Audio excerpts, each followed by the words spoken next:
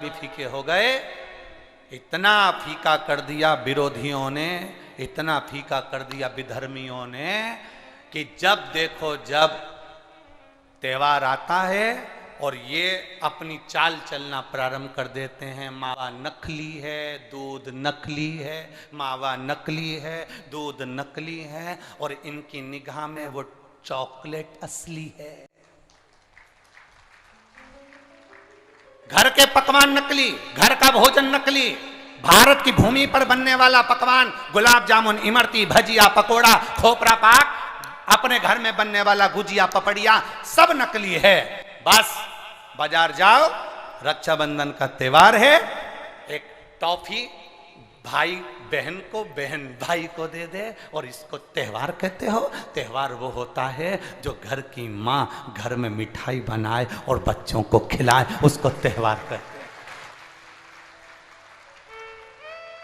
फीका कर दिया त्योहारों को। जो भी त्योहार आते हैं या तो 2 हो जाएंगे, 3 हो जाएंगे, या फिर इतने छोटे हो जाएंगे कि उसमें आप विचार करते रहोगे कि मैं कल मनाऊं कि परसों मनाऊं। बस इसी विचार में पड़ते रहेंगे। और हमारा सनातन धर्म का जो हमारा एक आनंद है, हमारे जीवन का जो सुख है, त्यौहार का जो उत्साह है, त्यौहार का, जन्माष्टमी आती थी पहले लोग ऐसी जन्माष्टमी मनाते थे, रामनवमी आती थी पहले रामनवमी मनाते थे, रक्षाबंधन आता था पहले रक्षाबंधन खुशियों से मनाते थे, जब होली आती थी होली खुशियों से मनाते थे, दिवाली आती थी दिवाली खुशियों से मनाते थे, संक्रांति आती थी संक्रांति खुशियों से मनाते थे। जितने त्योहार आते थे एक आता था और उसमें उत्साह, उमंगता, आनंदता होती थी। आज के जमाने में इतना इतना बांट दिया, इतना इतना बांट दिया कि त्योहार को भी 2-4 कर दिए तो लोग विचार में पड़े रहते हैं। अब करें तो करें क्या, अब विचार करें तो करें क्या।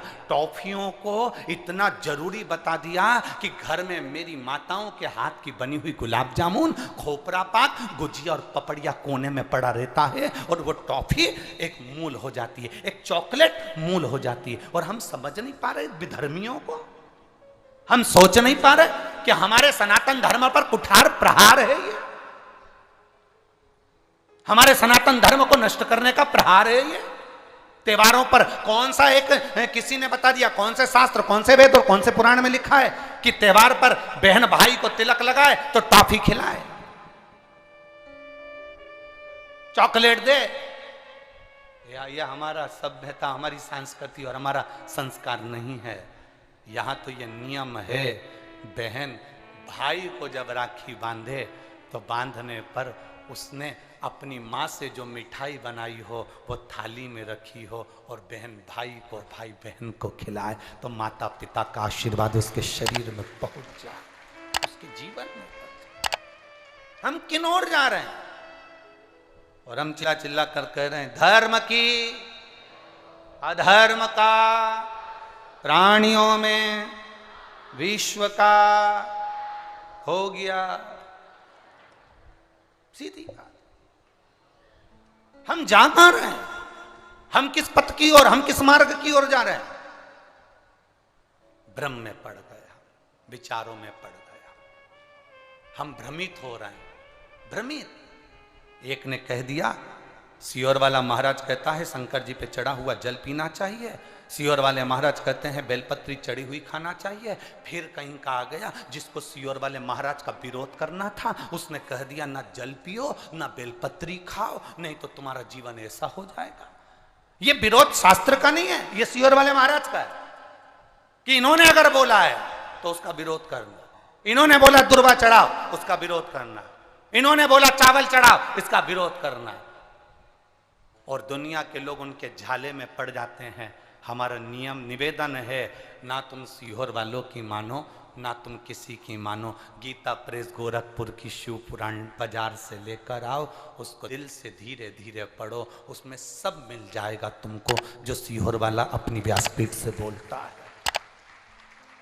स्कंद पुराण लाओ, नर्मदा पुराण लाओ, लिंग पुराण लाओ, देवी भागवत लाओ, ब्रह्म विवर्त पुराण लाओ, सारी पुराणों को घर में लाकर रखिए और एक एक पुराण का धीरे धीरे अध्ययन करो कि सियोर वाला महाराज कहीं अलग जगह से तो नहीं बात रहा। एक एक पुराण का अध्ययन करो।